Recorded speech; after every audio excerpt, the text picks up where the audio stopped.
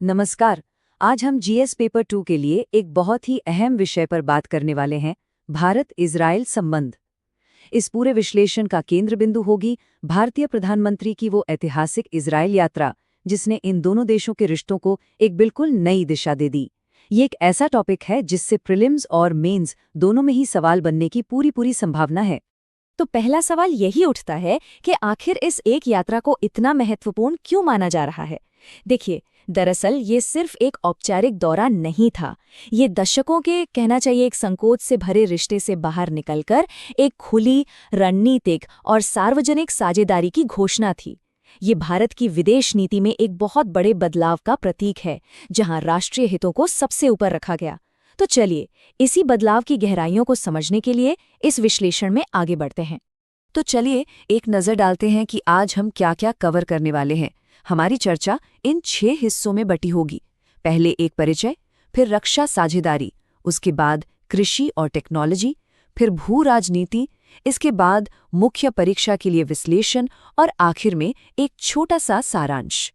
तो चलिए शुरुआत करते हैं परिचय से। ये यात्रा इसलिए भी खास थी क्योंकि ये द्विपक्षीय राजनयिक संबंधों के 30 साल से भी ज्यादा पूरे होने के अवसर पर हुई।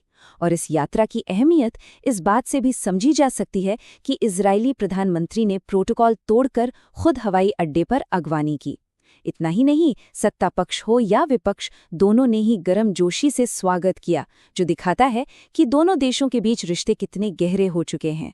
वैसे ये रिश्ते रातों रात यहाँ तक नहीं पहुंचे हैं। इसकी एक पूरी यात्रा रही है। 1950 में भारत ने इजरायल को मान्यता तो दे दी, लेकिन पूरे राजनयिक संबंध बनाने में देखिए 1992 तक का लंबा वक्त लग गया। फिर साल 2017 में इतिहास बना, जब किसी भारतीय प्रधानमंत्री ने पहली बार इजरायल का दौरा किया और जो एक सार्वजनिक झिझक थी उसे खत्म कर दिया। और आज हम एक गहरी रणनीतिक साझेदारी के दौर में खड़े हैं। ये टाइमलाइन असल में भारत की विदेश नीति के प्रैक्टिकल होते जाने की कहानी बताती है। अब बात करते हैं इस रिश्ते के सबसे मजबूत स्तंभ की, यानी कि डिफेंस और स्ट्रेटेजिक पार्टनरशिप। यहाँ जो सबसे बड़ा बदलाव आया है उसे इस एक लाइन में समझ सकते हैं, क्रेता से भागीदार तक का सफर। मतलब पहले भारत सिर्फ इजराइल से हथियार खरीदता था, पर अब जोर है को डेवलपमेंट और को प्रोडक्शन पर, यानी मिलकर बनाना। ये सिर्फ एक व्यापारिक बदलाव नहीं, बल्कि एक बहुत बड़ा रणनीतिक बदलाव है, जो सीधे सीधे भारत के आत्मनिर्भर भारत मिशन से जाकर जुड़ता है। और इस पार्टनरशिप के कुछ ठोस उदाहरण हैं आयरन डोम एयर डिफेंस सिस्टम और स्काई स्टिंग मिसाइलें। देखिए, आयरन डोम की टेक्नोलॉजी का मिलना भारत की रक्षा क्षमताओं को एक अलग ही लेवल पर ले जा सकता है। ये सिस्टम कम दूरी के रॉकेटों को हवा में ही तबाह करने के लिए दुनिया भर में मशहूर है। वहीं स्काई स्टिंग जैसी एडवांस्ड मिसाइलें भारतीय वायुसेना की मारक क्षमता को कई गुना बढ़ा सकती हैं। अगर स्काई स्टिंग की बात करें तो ये एक हवा से हवा में मार करने वाली मिसाइल है, जिसकी रेंज करीब 250 किलोमीटर है। लेकिन इसका जो सबसे बड़ा फायदा है, जो असली गेम चेंजर है, वो है भविष्य में भारत में इसका को प्रोडक्शन। इसका सीधा सा मतलब है कि भारत सिर्फ एक ग्राहक नहीं, बल्कि इस एडवांस टेक्नोलॉजी का निर्माता भी बनेगा। ये टेक्नोलॉजी ट्रांसफर की दिशा में एक बहुत बड़ा कदम है।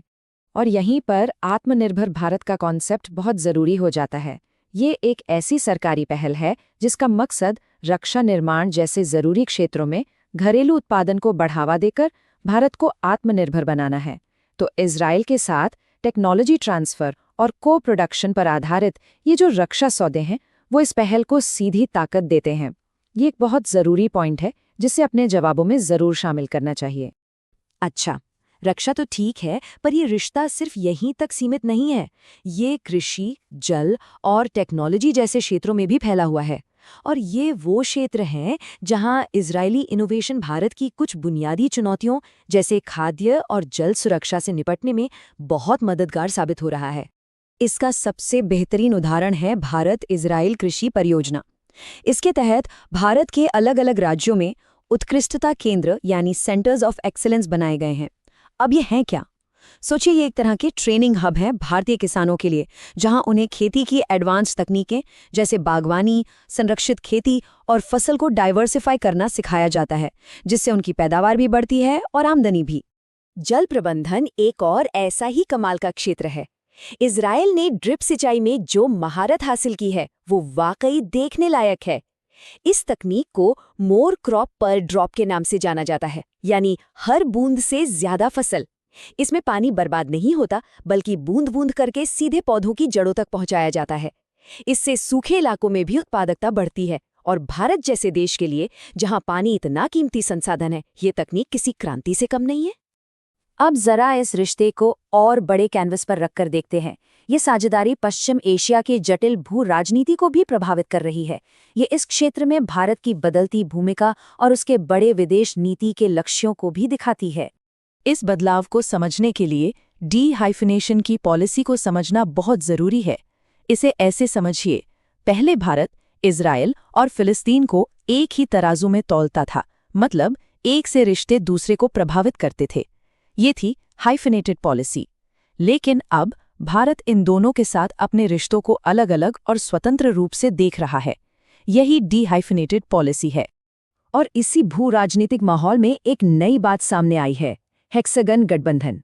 ये इजराइल की तरफ से प्रस्तावित एक गठबंधन है जिसमें भारत, यूएई और कुछ और देशों को शामिल करने का विचार है। और इसका मकसद क्या बताया गया है? कट्टरपन से निपटना।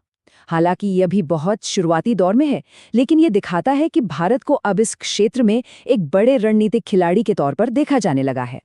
देखिए, एक बैलेंस्ड एनालिसिस के लिए सिक्के का दूसरा पहलू देखना भी जरूरी है। अल जजीरा का ये कथन एक आलोचनात्मक नजरिया पेश करता है। इसके मुताबिक भारत और इजराइल के बीच जो ये दीवारें टूटी हैं और नज़दीकी बढ़ी हैं, उसका असर फिलिस्तीन के प्रति भारत के पारंपरिक समर्थन पर पड़ा है। ये नजरिया हमें याद दिलाता है कि अंतर्राष्ट्रीय संबंधों में भारत को इस क्षेत्र में एक बहुत ही नाजुक संतुलन बनाकर चलना पड़ रहा है। तो अब तक हमने इस विषय के कई पहलुओं को छू लिया है। अब सबसे जरूरी बात पर आते हैं कि इस सारी जानकारी का इस्तेमाल हम मुख्य परीक्षा की तैयारी के लिए कैसे कर सकते हैं, एक अच्छा उत्तर कैसे फ्रेम कर सकते हैं। चलिए, पहले कुछ संभावित प्रीलिम्स सवालों पर नजर डालते हैं। पहला सवाल, हेक्सागन गठबंधन जो हाल ही में खबरों में था, किस चीज का मुकाबला करने के लिए एक प्रस्तावित समूह है? आर्थिक अस्थिरता, जलवायु परिवर्तन, कट्टरपंथ या समुद्री डकैती? जी हाँ, इसका सही जवाब है सी, कट्टरपंथ। यहाँ कुछ और संभावित सवाल हैं। स्काई स्टिंग मिसाइल पर सवाल बन सकता है। डी-हाइफिनेशन पॉलिसी का क्या मतलब है, ये पूछा जा सकता है। भारत इजराइल उत्कृष्टता केंद्र या फिर IMEC कॉरिडोर से भी सीधे सीधे सवाल आ सकते हैं। तो इन सभी कीवर्ड्स पर ध्यान देना बहुत जरूरी है। अब मेंस के लिए एक फ्रेमवर्क देखते हैं। अगर सवाल सीधा साधा हो, जैसे भारत इजराइल सामरिक साझेदारी का विश्लेषण करें, तो उत्तर को कैसे स्ट्रक्चर करें? देखिए, इंट्रोडक्शन में ऐतिहासिक संदर्भ और रिश्तों के विकास की बात की जा सकती है। फिर बॉडी में रक्षा, कृषि, प्रौद्योगिकी और भू राजनीति, इन 4 स्तंभों पर विस्तार से चर्चा की जा सकती है। और आखिर में निष्कर्ष में भविष्य की संभावनाओं पर एक बैलेंस्ड व्यू दिया जा सकता है। लेकिन अगर प्रश्न में समालोचनात्मक परीक्षण करें या क्रिटिकली एग्जामिन जैसा शब्द हो, तो हमारा अप्रोच थोड़ा अलग होगा।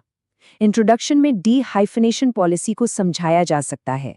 बॉडी में हमें पक्ष और विपक्ष दोनों के तर्क देने होंगे।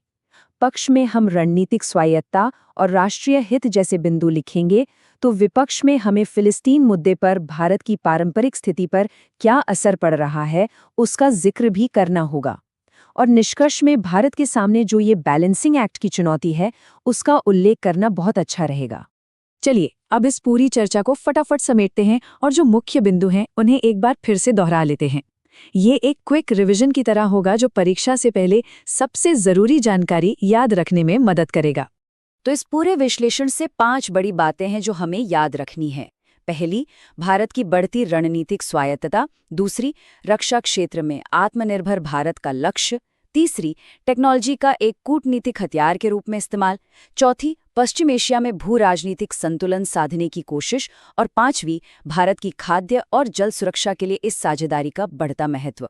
अंत में हम ये कह सकते हैं कि ये संबंध अब सिर्फ साझा हितों यानी शेयर्ड इंटरेस्ट्स का नहीं रहा, बल्कि ये साझा मूल्यों यानी शेयर्ड वैल्यूज और एक सुरक्षित एवं समृद्ध भविष्य के साझा दृष्टिकोण की तरफ तेजी से बढ़ रहा है। ये व्यावहारिकता और विश्वास की मजबूत नींव पर बनी एक साझेदारी है। और इस विश्लेषण को हम इस एक विचारोत्तेजक प्रश्न के साथ समाप्त करते हैं। भारत अपनी रणनीतिक साझेदारियों को और मजबूत करते हुए पश्चिम एशिया के इस जटिल भू राजनीतिक शतरंज को आखिर कैसे नेविगेट करेगा? ये एक ऐसा सवाल है जिस पर हमें लगातार सोचते रहना चाहिए। विश्लेषण करते रहिए,